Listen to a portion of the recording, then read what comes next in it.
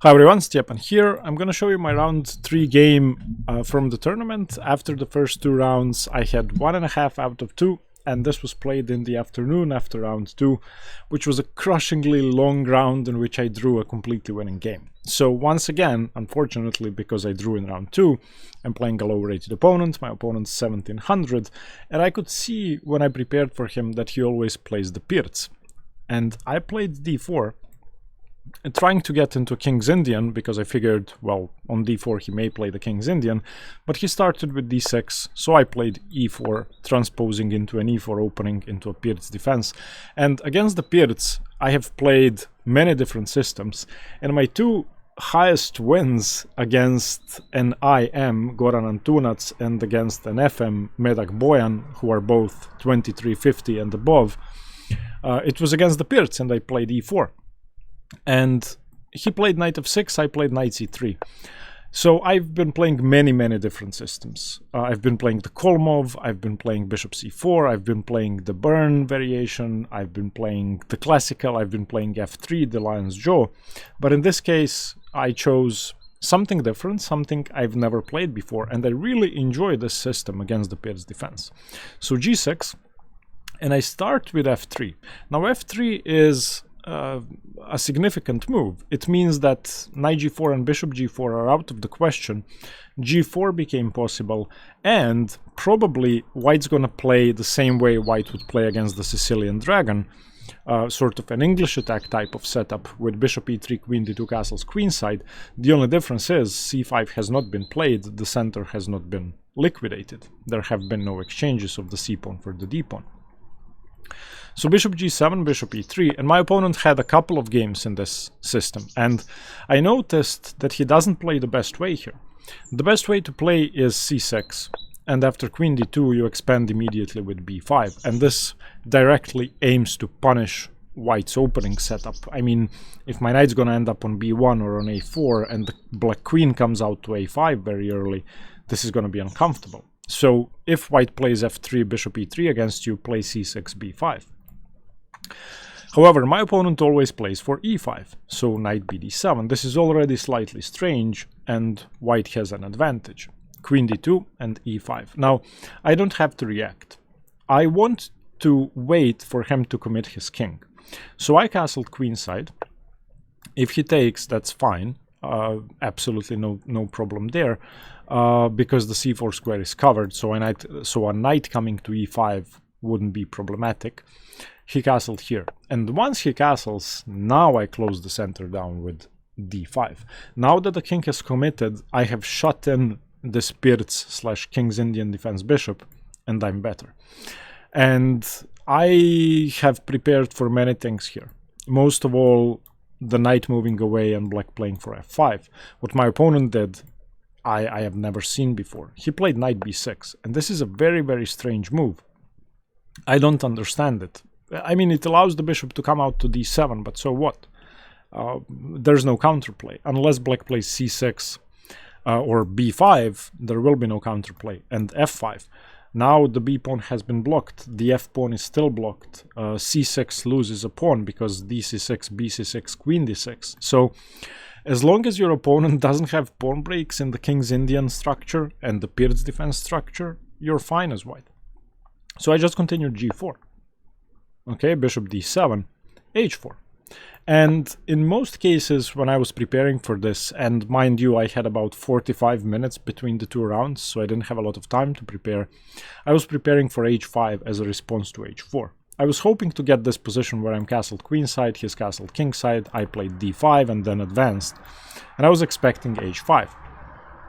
Now my prep was bishop g5, and on pawn takes, h5.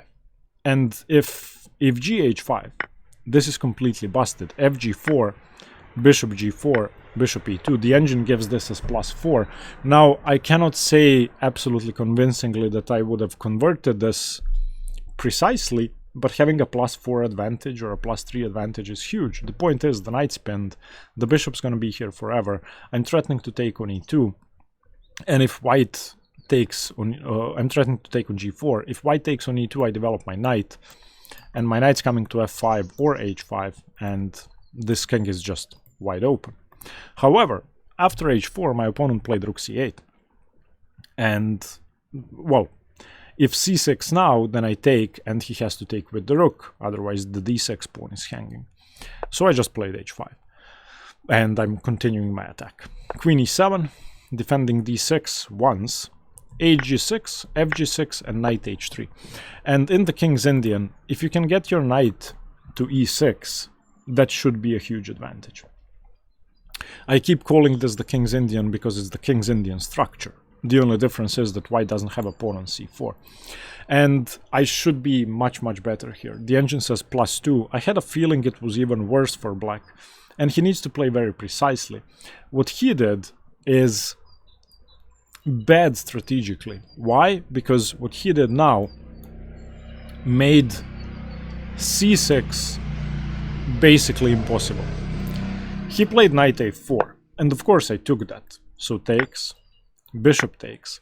And now he's still maybe trying to prepare c6, so I played knight g5, preventing c6. If c6, I go knight e6, and this knight's going to be here forever. He played bishop d7, preventing knight e6, and now bishop c4, preventing c6 again. Where are your pawn breaks? If c6, of course, I take with check and just win a piece, because bishop e6 loses a piece. So I could see that he didn't know what to do here, and it's very tough to play these structures without pawn breaks. And I think knight b6 is to blame, and knight a4, which didn't give him any activity. So he played a5, and I was surprised. I was debating between knight e6 and queen takes pawn. Since my bishop is on c4, I couldn't see a reason not to take. So I just took the pawn. And that's perfectly fine. I mean, why not? He played h6. I played knight e6. This probably has to be taken. And after this exchange, I would say that the game is over strategically. I will have pressure on d6 if c6 is ever played.